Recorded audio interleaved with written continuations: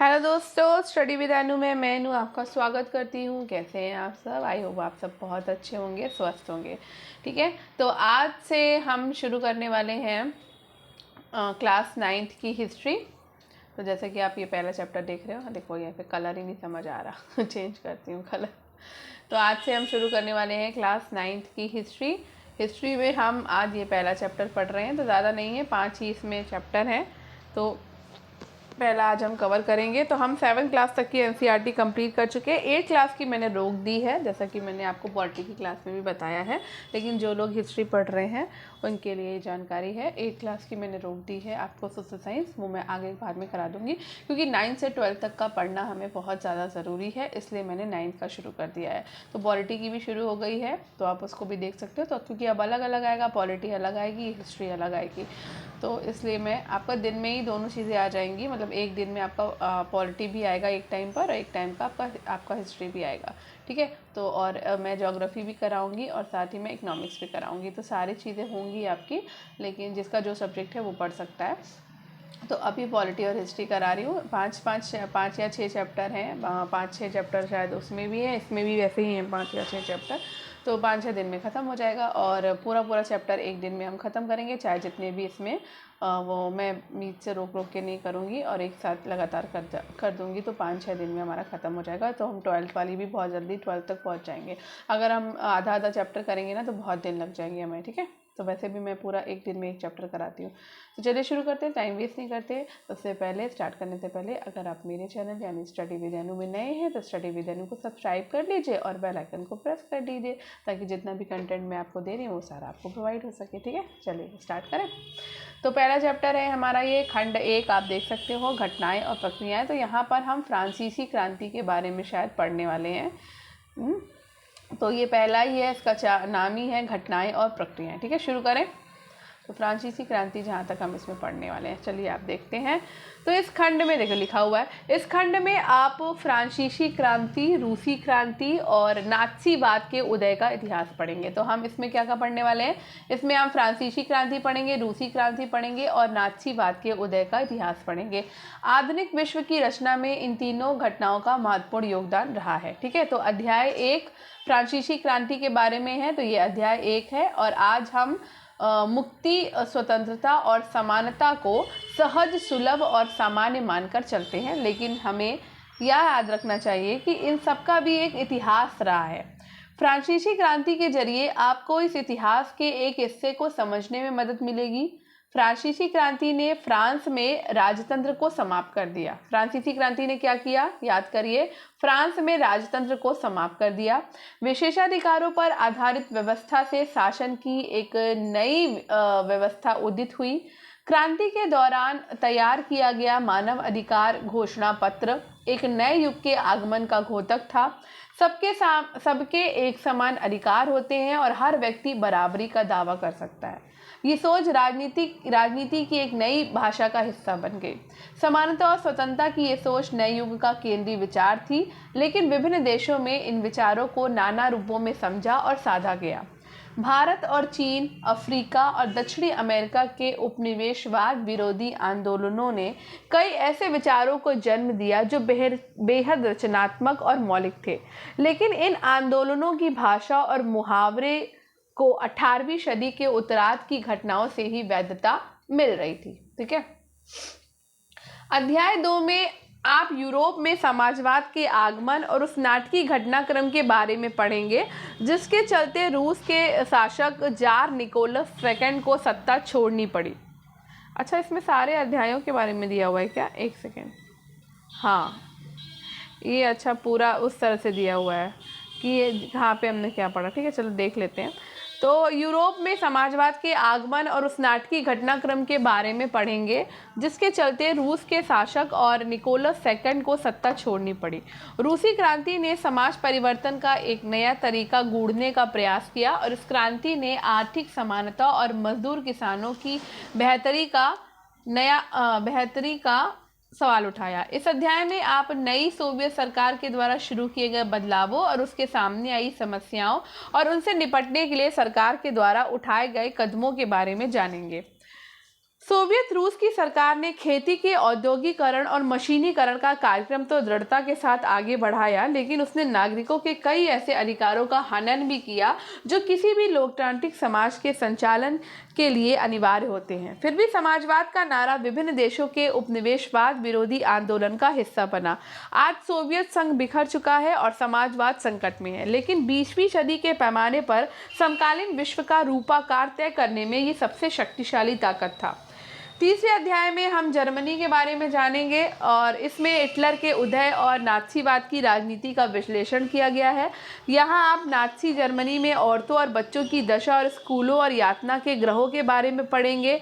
आपको पता चलेगा कि नाथसीवाद ने किस तरह विभिन्न अल्पसंख्यक समूहों को जीने के अधिकार से वंचित कर दिया था, किस तरह उन्होंने यहूदियों का सफाया करने के लिए यहूदी विरोधी भावनाओं को भड़काया और लोकतंत्र और समाजवाद के खिलाफ एक मारक युद्ध छेड़ दिया।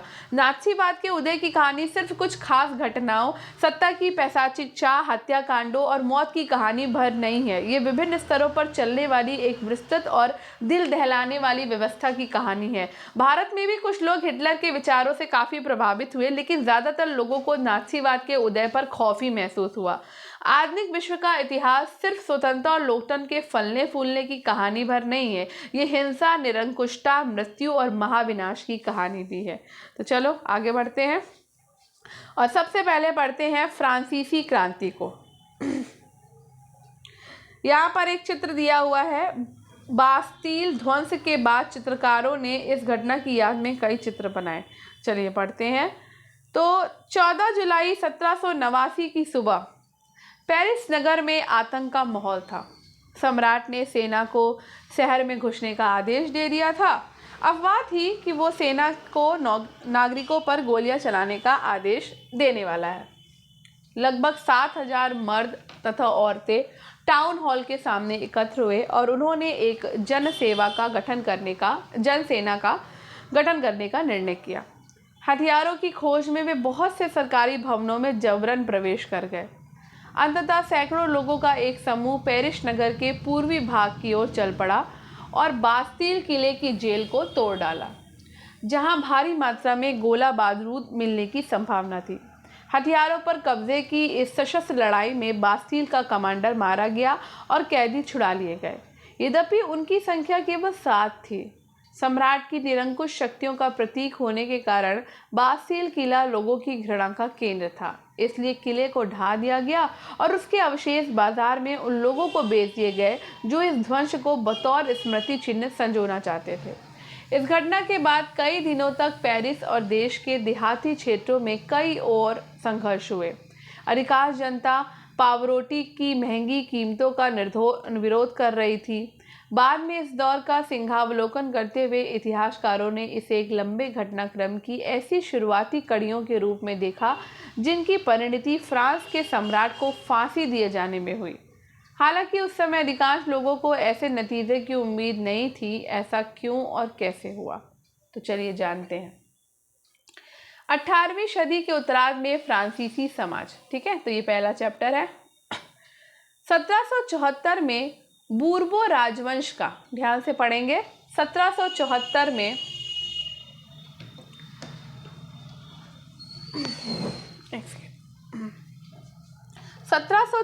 में बूर्बो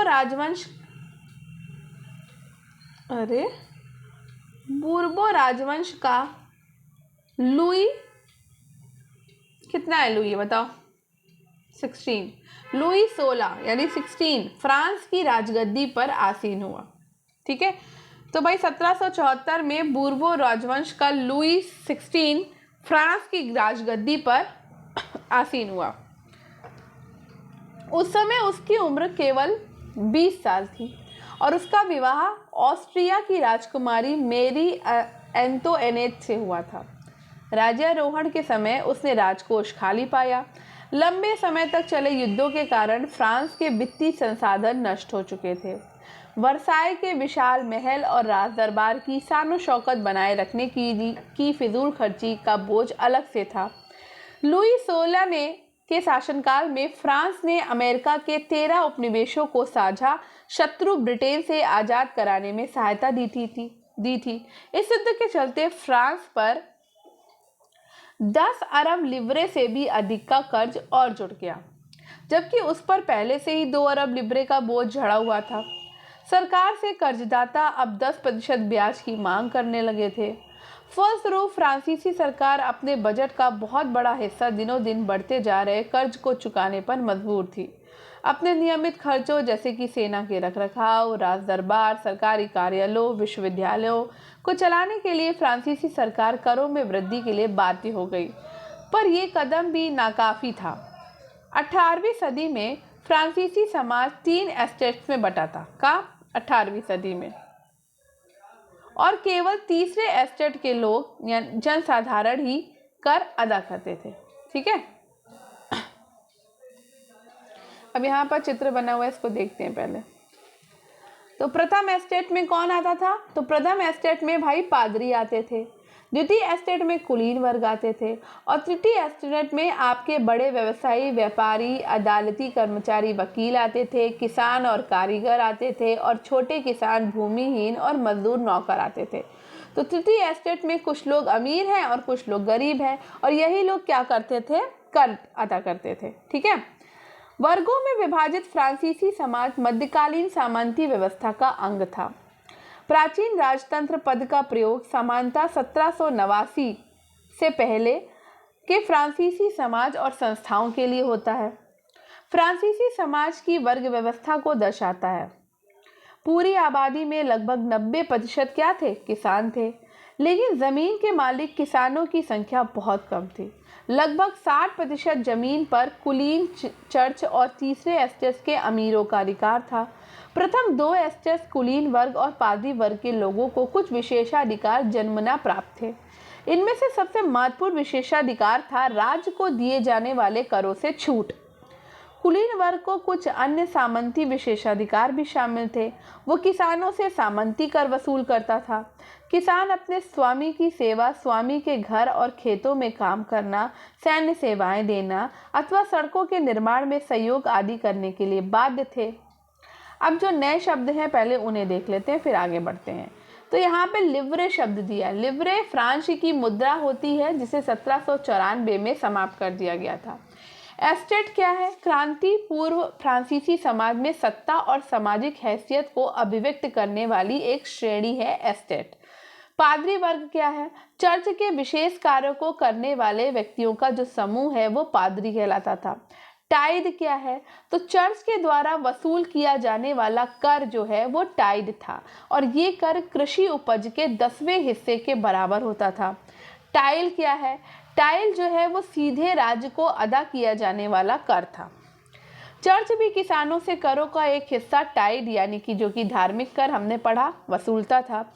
ऊपर से तीसरे एस्टेट के तमाम लोगों को सरकार को तो कर चुकाना ही होता था। इन करों में टाइल यानी कि प्रत्यक्ष कर जो कि सीधे राज्य को अदा किया जाने वाला कर था, और उन अनेक अप्रत्यक्ष कर शामिल थे।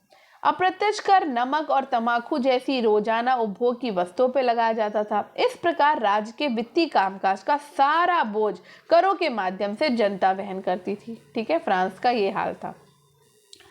यहाँ पे बेचारा गरीब अनाज जो है वो फल, पैसा, सलाद सब कुछ लाता है। मोटू जमींदार सब कुछ स्वीकार करने को तैयार बैठा है, पर वो उसको एक नज़र देखता तक नहीं। तो चित्रकार ने कुलीन व्यक्ति को मकड़े और किसान को मक्खी के रूप में क्यों चित्रित किया है भाई? कुलीन व्यक्ति मकड़ा है और किसान मक्खी है। शैतान को जितना दो उसका लालच उतना ही बढ़ता जाता है। अब यहाँ पे एक शब्द है जीविका संकट, जिसका मतलब होता है कि ऐसी चरम स्थिति जब जीवित रहने के न्यूनतम साधन भी खतरे में पड़ने लगते हैं, जिसका नाम अनाम मतलब जिसका नाम मालूम नहीं। ठीक है, अब यहाँ पढ़ेंगे जीने का संघर्ष। तो फ्रांस की जनसंख्या 1715 में 2.3 करोड़ थी। 1789 में बढ़कर 2.8 करोड़ हो गई। परिणाम स्वरूप अनाज उत्पादन की तुलना में उसकी मांग काफ़ी तेजी से बढ़ी। अधिकांश लोगों के मुख्य खाद्य पाव रोटी की कीमत में तेजी से वृद्धि हुई। अधिकतर कामगार कारखानों में मजदूरी करते थे और उनकी मजदूरी मालिक तय करते थे, लेकिन मजदूरी महंगी की दर से नहीं बढ़ रही थी। फलस्वरूप अमीर गरीब की खाई चौड़ी होती गई। स्थितियां तब और बदतर हो जाती हैं जब सूखे या ओले के प्रकोप से पैदावार गिर जाती है। इसमें रोजी रोटी का संकट पैदा हो जाता है। ऐसे जीविका संकट प्राचीन राजतंत्र के दौरान फ्रांस में काफी आम थे। जीविका का संकट कैसे उत्पन्न होता है? खराब फसल होती है, अब गरीब गुरबा पाव रोटी नहीं खरीद पाएंगे, महामारी फैलेगी, है ना। ये जीविका संकट का एक चक्र है। उभरते मध्य वर्ग ने विशेषाधिकारों के अंत की कल्पना करी। तो पहले भी कर बढ़ने और अकाल के समय किसान और कामगार विद्रोह कर चुके थे, परंतु उनके पास सामाजिक एवं आर्थिक व्यवस्था में बुनियादी बदलाव लाने के लिए साधन और कार्यक्रम नहीं थे। ये जिम्मेदारी तीसरे एस्टेट के उन समूहों ने उठाई जो समृद्ध और शिक्षित होकर नए विचारों के संपर्क में आ सकते थे। 18वीं सदी में एक नए सामाजिक समूह का उदय हुआ जिसे मध्य वर्ग कहा गया, जिसने फैलते समुद्र पारी व्यापार और ऊनी तथा रेशमी वस्त्रों के उत्पादन के बल पर संपत्ति अर्जित की थी। ऊनी और रेशमी कपड़ों का या तो निर्यात किया जाता था या समाज के समृद्ध लोग उसे खरीद लेते थे। तीसरे एस्टेट में उन सौदागरों एवं निर्माताओं के अलावा प्रशासनिक सेवा व वकील जैसे पेशेवर लोग भी शामिल थे। ये सभी पढ़े लिखे थे और इनका मानना था कि समाज के किसी भी समूह के पास जन्मना विशेषाधिकार नहीं होने चाहिए। किसी भी व्यक्ति की सामाजिक हैसियत का आधार उसकी योग्यता ही होनी चाहिए। स्वतंत्रता, समान नियमों और समान अवसरों के विचार पर आधारित समाज की यह परिकल्पना जॉन लॉक और जिया जॉक रूसो जैसे दार्शनिकों ने प्रस्तुत की थी अपने टू ट्रीटाइजेस ऑफ गवर्नमेंट में। लॉक ने राजा के दैवी और निरंकुश अधिकारों के सिद्धांत का खंडन किया था। रूसो ने इसी विचार को आगे बढ़ाते हुए जनता और उसके प्रतिनिधियों के बीच एक सामाजिक अनुबंध पर आधारित सरकार का प्रस्ताव रखा। मॉन्टेस्क्यू ने the spirit of the laws नामक रचना में सरकार के अंदर विधायिका, कार्यपालिका और न्यायपालिका के बीच सत्ता विभाजन की बात कही। जब अमेरिका में 13 उपनिवेशों ने ब्रिटेन से खुद को आज़ाद घोषित कर दिया तो वहां इसी मॉडल की सरकार बनी। फ्रांस के राजनीतिक चिंतकों के लिए अमेरिकी संविधान और उसमें दी गई व्यक्तिगत अधिकारों की गारंटी प्रेरणा का एक महत्वपूर्ण स्रोत थी। दार्शनिकों के इन विचारों पर कॉफ़ी हाउसों और सैलान की गोष्ठियों में गर्मा गर्म बहस हुआ करती थी और पुस्तकों और अखबारों के माध्यम से इनका व्यापक प्रचार प्रसार हुआ। पुस्तकों और अखबारों को लोगों के बीच जोर से पढ़ा जाता ताकि अनपढ़ भी उन्हें समझ सके। इसी समय लुई 16 के द्वारा राज्य के खर्चों को पूरा करने के लिए फिर से कर लगाए जाने की खबर में विशेषाधिकार वाली व्यवस्था के विरुद्ध गुस्सा भड़क उठा। इसको नहीं पढ़ेंगे हम, ठीक है।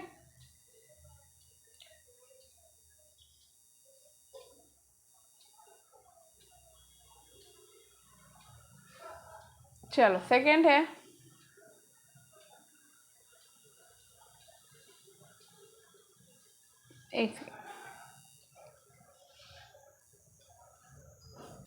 सेकंड में हम पढ़ेंगे क्रांति की शुरुआत।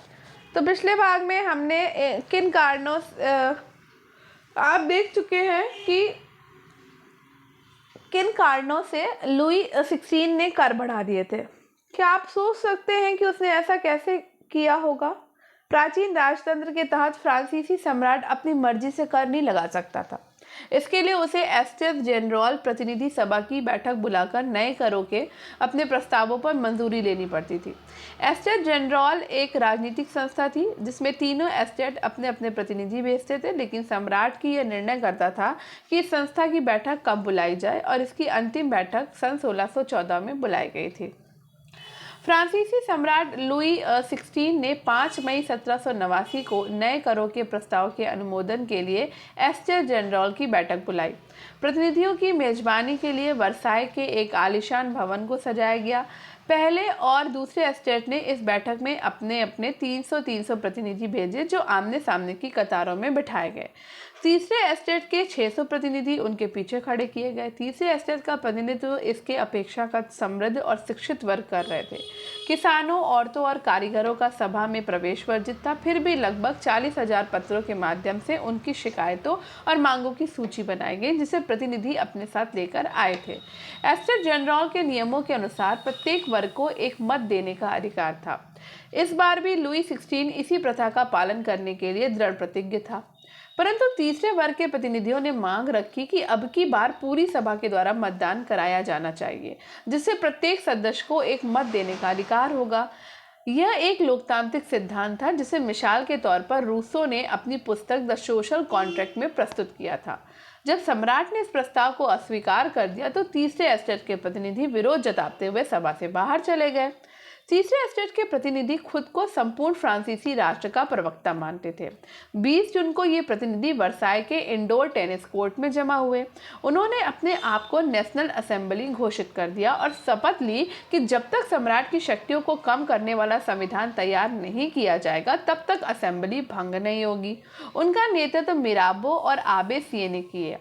मिराबियो का जन्म कुलीन परिवार में हुआ था, लेकिन वो सामंती विशेषाधिकारों वाले समाज को खत्म करने की जरूरत से सहमत था। उसने एक पत्रिका निकाली और वर्साई से जुड़ी भीड़ के समक्ष जोरदार भाषण भी दिए। आबे सीए मूलतः पादरी था और उसने तीसरा एस्टेट क्या है शीर्षक से एक अत्यंत प्रभावशाली प्रचार पुस्तिका पैम्पलेट लिखी। ठीक है, अब यहाँ पहले थोड़ा पढ़ लेते हैं। तो कुछ महत्वपूर्ण तिथियां हैं, उन्हें देख लेते हैं। तो लुई 16 फ्रांस का राजा बनता है 1774 में। सरकारी खजाना खाली हो चुका है और प्राचीन राजतंत्र के समाज में असंतोष गहराता जा रहा था, और ये बात है 1774 की। फिर 1789 में एस्टेट जनरल का आह्वान होता है। तृतीय एस्टेट नेशनल असेंबली का गठन करता है और बास्टील पर हमला, देहात में किसानों का विद्रोह होता है। 1791 में सम्राट की शक्तियों पर अंकुश लगाने और सभी मनुष्यों को मूलभूत अधिकार प्रदान करने के लिए संविधान बनाया जाता है। 1792-93 में फ्रांस गणराज्य बनता है। सिर काटकर राजा को मार दिया जाता है। जैकोबिन गणराज्य का पतन होता है। फ्रांस पर डायरेक्टरी का शासन होता है। 1804 में नेपोलियन फ्रांस का सम्राट बनता है, यूरोप के विशाल भूभाग पे कब्जा कर लेता है और 1815 में वाटरलू में नेपोलियन की हार हो जाती है।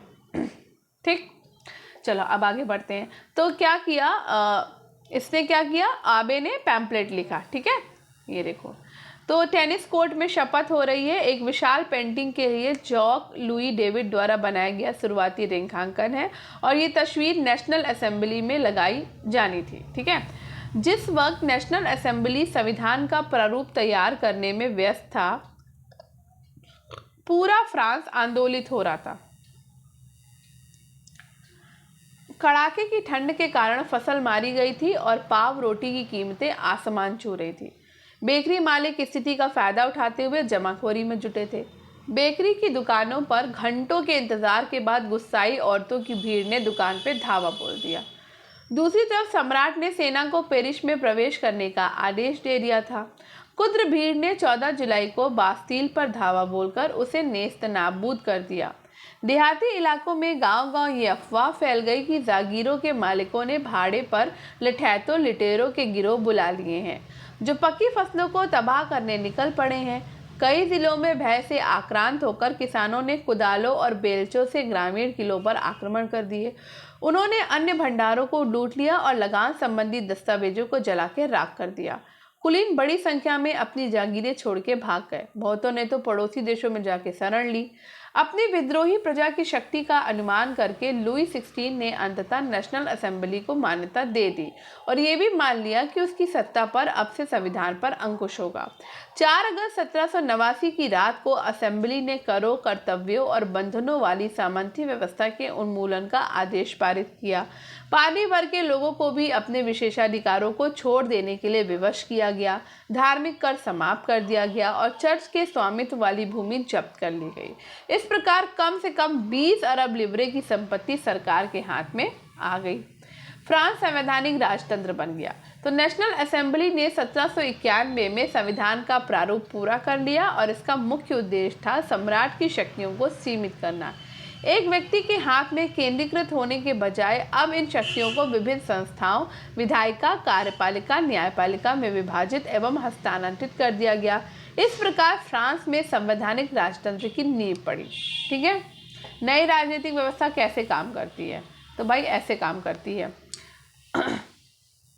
न्यायपालिका आप देख सकते हो, न्यायाधीश भी वोट से आता है। ठीक है, कार्यपालिका नियंत्रण विधायिका का रहता है। नेशनल असेंबली में 745 सदस्य, निषेध है इसमें इसका सम्राट का। नियंत्रण मंत्री पर रखती है विधायिका और सम्राट पे भी नियंत्रण रखती है विधायिका। ठीक है। विधायिका में जो सदस्य बैठते हैं उनका निर्वाचक होते हैं, 50,000 पुरुष वोट देते हैं, ठीक है। सक्रिय नागरिक मताधिकार प्राप्त लोग होते हैं, 2.8 करोड़ की जनसंख्या में लगभग 40 लाख लोग जो हैं वो वोट देते हैं, निर्वाचक को चुनते हैं, ठीक है। न्यायपालिका को वोट देते हैं। निष्क्रिय नागरिक में मताधिकार प्राप्त नहीं है, लगभग 30 लाख पुरुषों, महिलाओं, बच्चों और 25 वर्ष से कम उम्र के व्यक्तियों को मताधिकार प्राप्त नहीं था, ठीक है। तो ये 1791 के संविधान के अंतर्गत राजनीतिक व्यवस्था थी। 1791 के संविधान ने कानून बनाने का अधिकार नेशनल असेंबली को सौंप दिया। नेशनल असेंबली प्रत्यक्ष रूप से चुनी जाती थी और सर्वप्रथम नागरिक एक निर्वाचक समूह का चुनाव करते थे जो पुनः असेंबली के सदस्यों को चुनते थे। सभी नागरिकों को मतदान का अधिकार नहीं था। 25 वर्ष से अधिक उम्र वाले केवल ऐसे पुरुषों को ही सक्रिय नागरिक जिन्हें मत देने का अधिकार था का दर्जा दिया गया था जो कम से कम 3 दिन की मजदूरी के बराबर कर चुकाते थे। शेष पुरुषों और महिलाओं को निष्क्रिय नागरिक के रूप में वर्गीकृत किया गया। निर्वाचक की योग्यता प्राप्त करने तथा असेंबली का सदस्य होने के लिए लोगों का करदाताओं की उच्चतम श्रेणी में होना जरूरी था, ठीक है। अब यहाँ पर पुरुष और नागरिक अधिकार घोषणा पत्र है 1790 में ले बार्बिए के द्वारा बनाया गया। चित्र दाईं ओर आकृति फ्रांस को और बाईं ओर की कानून को निरूपित करती है, ठीक है। तो स्रोत गा पुरुष और नागरिक अधिकार घोषणा पत्र। आदमी स्वतंत्र पैदा होते हैं, स्वतंत्र रहते हैं और उनके अधिकार समान होते हैं। हर एक राजनीतिक संगठन का लक्ष्य आदमी के नैसर्गिक और अहरणीय अधिकारों को संरक्षित रखना है। ये अधिकार है स्वतंत्रता, संपत्ति, सुरक्षा एवं शोषण के प्रतिरोध का अधिकार। समग्र संप्रभुता का स्रोत राज्य में निहित है। कोई भी समूह या व्यक्ति ऐसा अनाधिकार प्रयोग नहीं करेगा जिसे जनता की सत्ता की स्वीकृति ना मिली हो। स्वतंत्रता का आशय ऐसे काम करने की शक्ति से है जो औरों के लिए नुकसानदेह ना हो। तो चलिए आज का हम क्लास ख़त्म करते हैं। तो अगर आज का आपको ये क्लास पसंद आई हो तो क्लास को लाइक कर दीजिए, शेयर कर दीजिए और चैनल को सब्सक्राइब कर लीजिए, ठीक है। स्टडी विद अनु के साथ कनेक्टेड रहिएगा। धन्यवाद। मिलते हैं नेक्स्ट क्लास में, तब तक पढ़ते रहिए। तो कल हम इसके आगे वाला चैप्टर कंप्लीट करेंगे, ठीक है।